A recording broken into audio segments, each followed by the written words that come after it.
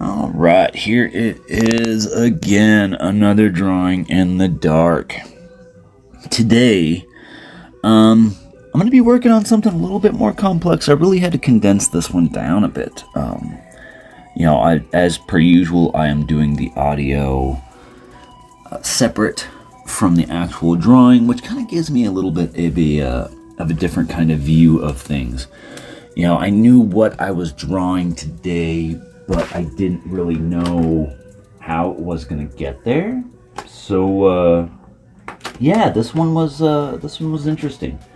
Of course, as always, let me just do a little bit of technical things here. As always, I'm starting off with some rough layouts and stuff, and just getting down the basic concept of how I wanted this particular piece to work out. I wanted to do something a little bit edgier today, and I was hoping that it would turn out well, and I really do think that this one did. But so let's follow along here with a whole bunch of scribbles as I draw Ultron from the Avengers.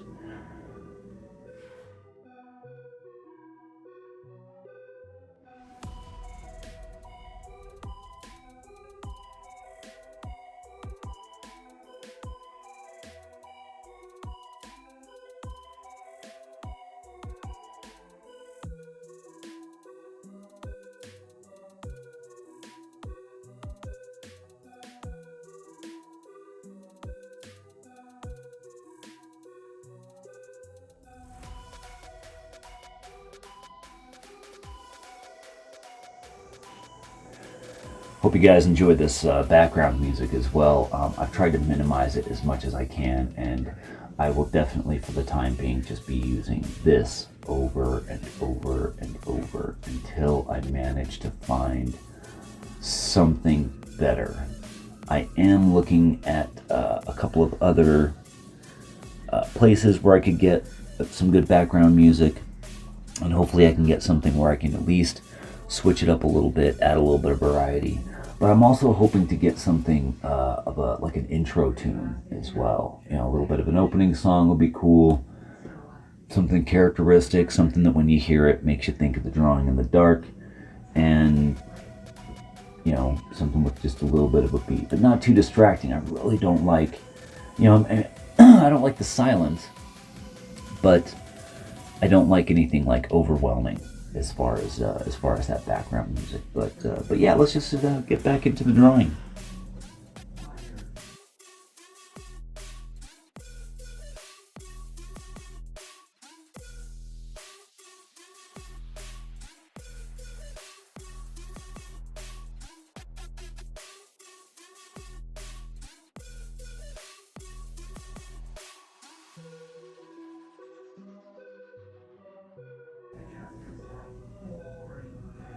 Now, with this Ultron piece, I am looking at a number of bits of reference. I am going for a more of the MCU cinematic kind of interpretation with this versus like the classic Ultron.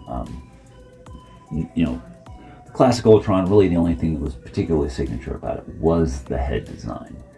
And, in the Ultron movie, the Age of Ultron movie was really, I don't know, I think underrated, and it's not one of the best of the big tentpole MCU movies.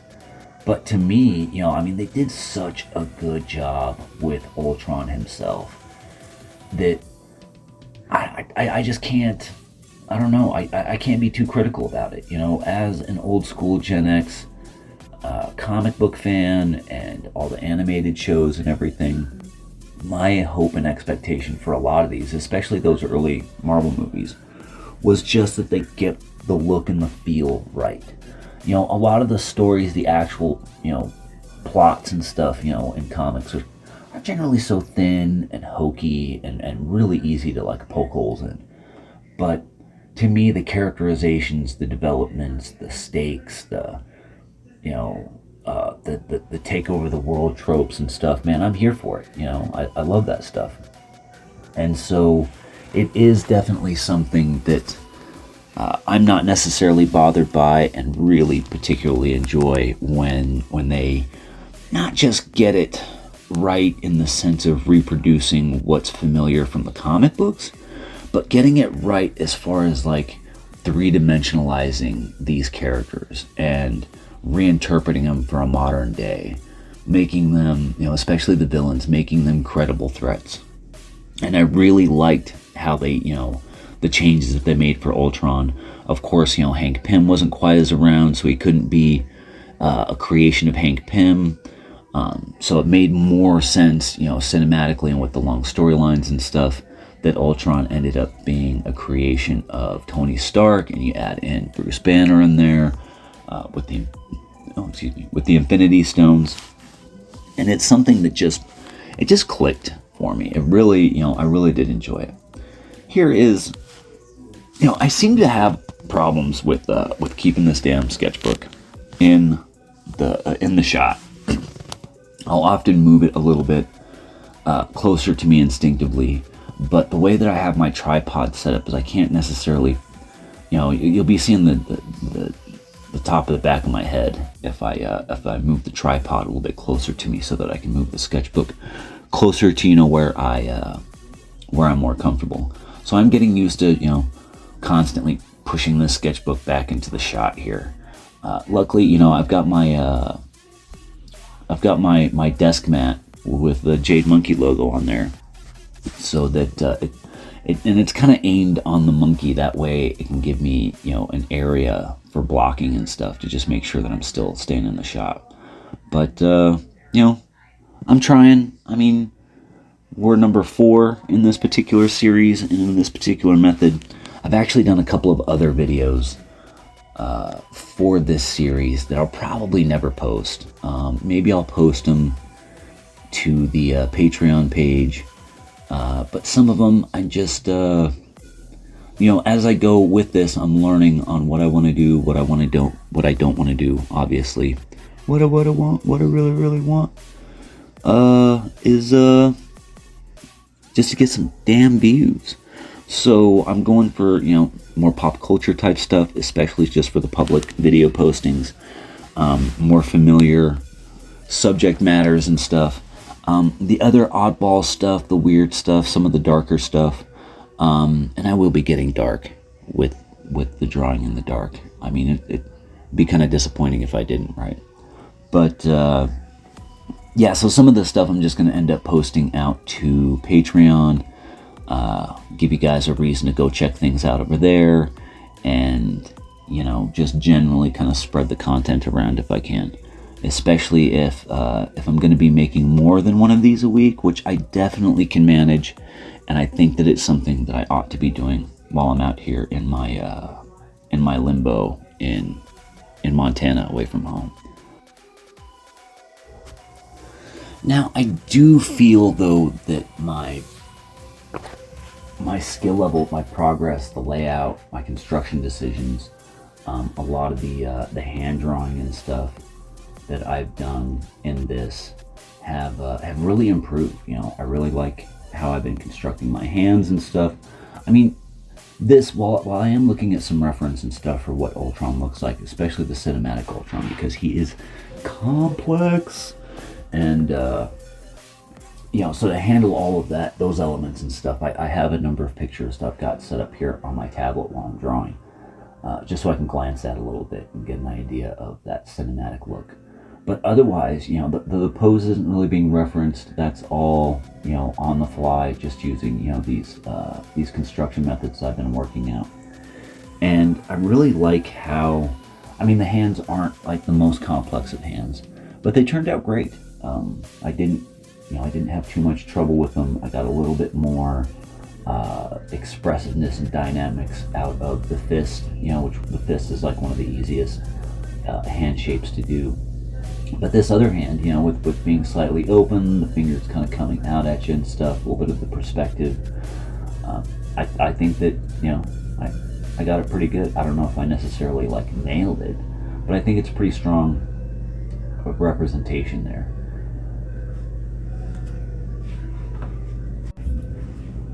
One of the things that I am kind of working on here is not worrying about necessarily the orientation of the videos. I'm not doing these TikTok style or like phone format. The was it the 9:16? I'm going 16:9. I really do want to keep things on a more like landscape orientation, just because I mean really it does look better on YouTube. I know that we're all like watching everything on our phones, but you can turn that shit sideways. It don't bother me. But personally, for me, being maybe just a little bit more old school, I guess, I don't know. But I do like seeing things more in a landscape format than the portrait format. You know, the up and down. I guess a TikTok format for anyone that's not really grasping those terms. In design, you know, and this might, you know, this is going to be a little splainy, I guess, as far as, you know, the portrait versus landscape orientations in video and image formats and stuff. The landscape obviously is the wider one, the portrait is the taller one. And for me, I just feel way more comfortable with that landscape format.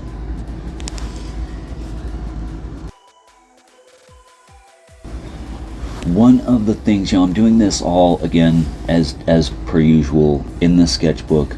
The ballpoint pen, I mean, you can see it's just a clear ballpoint pen, a Bic pen, is working up things almost like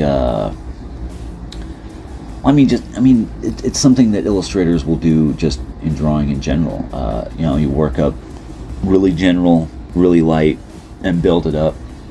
But sometimes in these kinds of situations, you know, like there's a lot of stuff in here that I would have erased or at least lightened with an eraser or something. But it just adds a quality to it, a grit, you know, an edginess to it that I really like. I may even try to do a comic book in this method, where instead of doing a lot of digital or really light pencils and stuff like that, is I'll storyboard out a one-shot comic and then do all the art in this pen style. I think that'd be really cool. I think that would speak a lot more to my own sensibilities and natural style, and I don't know, I think it'd be fun. I have been working on a piece excuse me, a comic book piece that is a darker feel, and I've been working on this story for years. I've rewritten it probably 6 times now, and I've abandoned it and I've come back to it with these new characterization drawing techniques and stuff. I really do feel like I've gotten closer to the characterizations that I want for the book, and I mean, it's like a 6-chapter piece, you know, about 20 pages, you know, an average comic length per chapter, so 3 acts, two issues per act, sort of thing. Really kind of going like academic with the plotting structure, you know, and the progression of the whole piece. But I think that this kind of style is really where I need to be going with it visually, and I think that would help me, because I've started, and I did the first 2 issues years ago. The story is called Maze, and even though I was getting it there almost, it just never really quite felt right to me. So wanting to go back, reboot it, redo it, redraw it, redesign it, rewrite it. And so instead of trying to just pump out comics for it, I decided to stop, take some time. And I think finally I've gotten to that point where I'm going to be able to develop that out a lot better. And I think that this illustration method, the ballpoint pen, the scratchiness, the darkness, the rough edges and stuff, is really what the piece is going to need to carry over the context and the emotional impact that I want out of the piece.